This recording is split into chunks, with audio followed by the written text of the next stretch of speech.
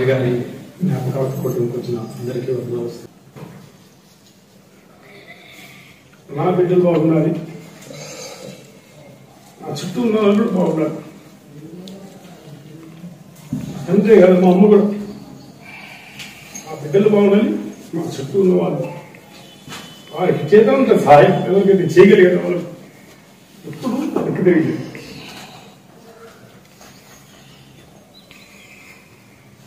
నాకు బాగా అంటే సాలీస్ అకౌంట్లో పడతాను.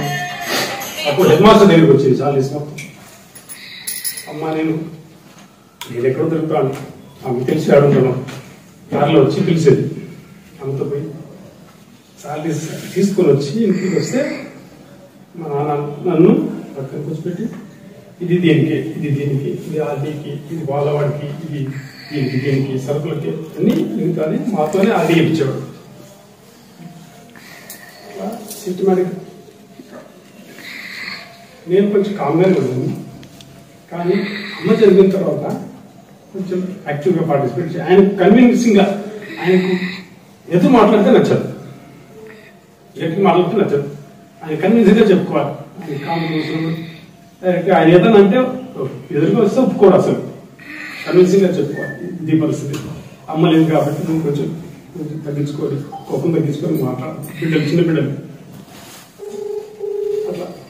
మేమే కాదు, మా అన్నలు కూడా అసలు కదుసిపోతే ఆయన దిగినాడంటే అది ఎక్కడ నాకు భయం. అసలు ఏది దొరికితే నాకు కొట్టేవాడు. వాళ్ళు కూడా ఏ రోజు మాట మాట్లాడు అట్లా అలా ప్రతి వాళ్ళు కూడా వాళ్ళు తెలుసు అన్నమాట. అలా ప్రతి విషయంలో బాగా నడుచుకుంటూ వెళ్ళిపోయాడు.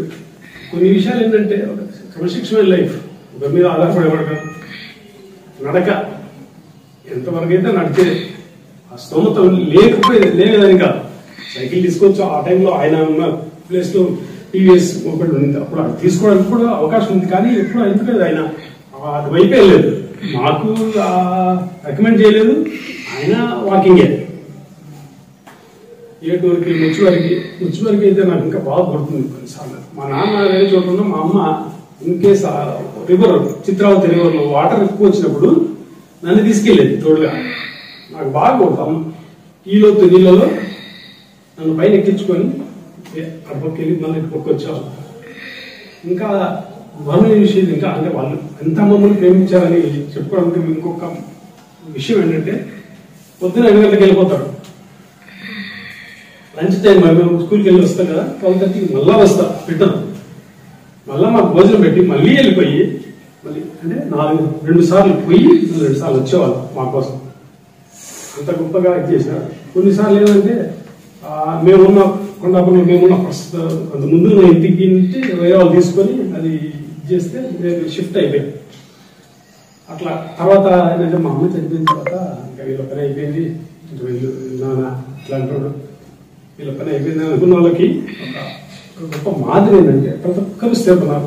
ప్రతి ఒక్కరు ఒక మంచిగా కొండాపురం ఆ లైన్లో మాదొక్కటే క్రిస్టియన్ ఫ్యామిలీ మొత్తం. ఆ లైన్లో కొండారెడ్డి లైన్లో మాదొక్కటే క్రిస్టియన్ ఫ్యామిలీ. వేరే వాళ్ళు ఉన్నారు కానీ తర్వాత వెళ్ళిపోయారు వాళ్ళు.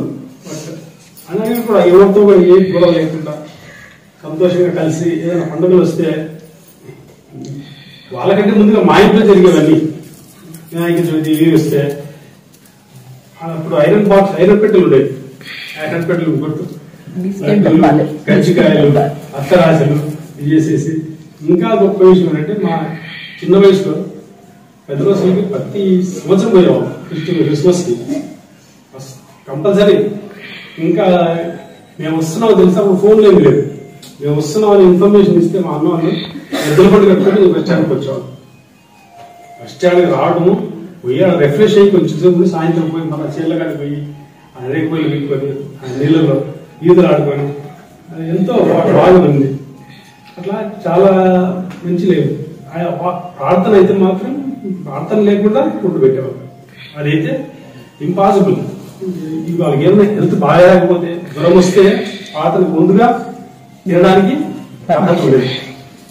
లేదంటే ప్రార్థన లేకుండా తినే అర్హత లేదు ఇంట్లో ఎటువంటి పరిస్థితులు.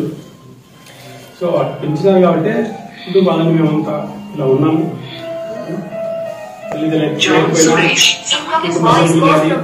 మామగారు కానీ అక్కడ ఎంతో బాగా మమ్మల్ని సపోర్ట్ చేసి